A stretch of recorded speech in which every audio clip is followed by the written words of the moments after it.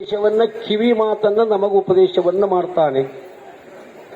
ಪುಣ್ಯ ಸಂಪಾದನೆ ಮಾಡಬೇಕು, ಪುಣ್ಯದಿಂದ ಸುಖ ಅಂತ ತಿಳ್ಕೊಂಡು ಹಲವಾರು ರೀತಿಯ ಸತ್ಕರ್ಮಗಳನ್ನು ಮಾಡಿ ನಾವು ಪುಣ್ಯ ಸಂಪಾದನೆ ಮಾಡ್ತೇವೆ.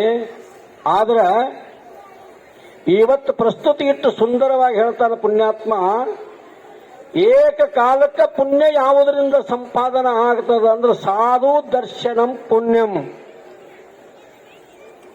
ಒಬ್ಬ ಶ್ರೋತ್ರಿಯ ಬ್ರಹ್ಮನಿಷ್ಠ ಸದ್ಗುರುನಾಥನ ಒಬ್ಬ ಮಹಾತ್ಮನ ದರ್ಶನ ಮಾಡಿಕೊಂಡಿ ಅಂತಂದ್ರೆ ಸಾಕ, ಸಾಧು ದರ್ಶನಂ ಪುಣ್ಯಂ. ತೀರ್ಥಭೂತಾಯಿ ಸಾಧವಾಹ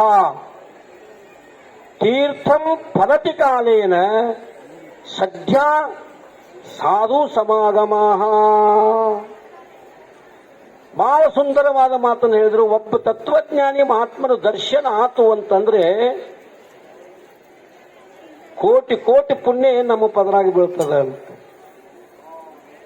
ಇನ್ನೊಬ್ರು ಉದ್ಗಾರ ತೆಗೆದ್ರು, ನಮ್ಮ ಮಕ್ಕಳ ಕೋಟಿ ಶರಣರು.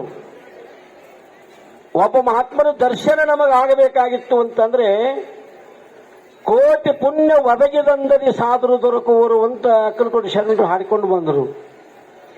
ಒಬ್ಬ ಮಹಾತ್ಮ ನಮಗೆ ಬೇಕಾಗಬೇಕಾಗಿತ್ತು ಅಂತಂದ್ರೆ ನಾವು ಕೋಟಿ ಪುಣ್ಯ ಮಾಡಬೇಕಂತ ಒಂದೇ ವೇದಿಕೆ ಮೇಲೆ ನೂರಾರು ಮಂದಿ ಮಹಾತ್ಮರನ್ನು ನೋಡುವಂತ ಭಾಗ್ಯವನ್ನು ತಂದುಕೊಟ್ಟರು ಜಗದ್ಗುರು ಶಿವಾನಂದ ಭಾರತೀ ಅಪ್ಪಾಜಿಯವರು. ನಾವು ನೀವೆಲ್ಲರೂ ಧನ್ಯಾತ್ಮರು, ಪುಣ್ಯಾತ್ಮರು.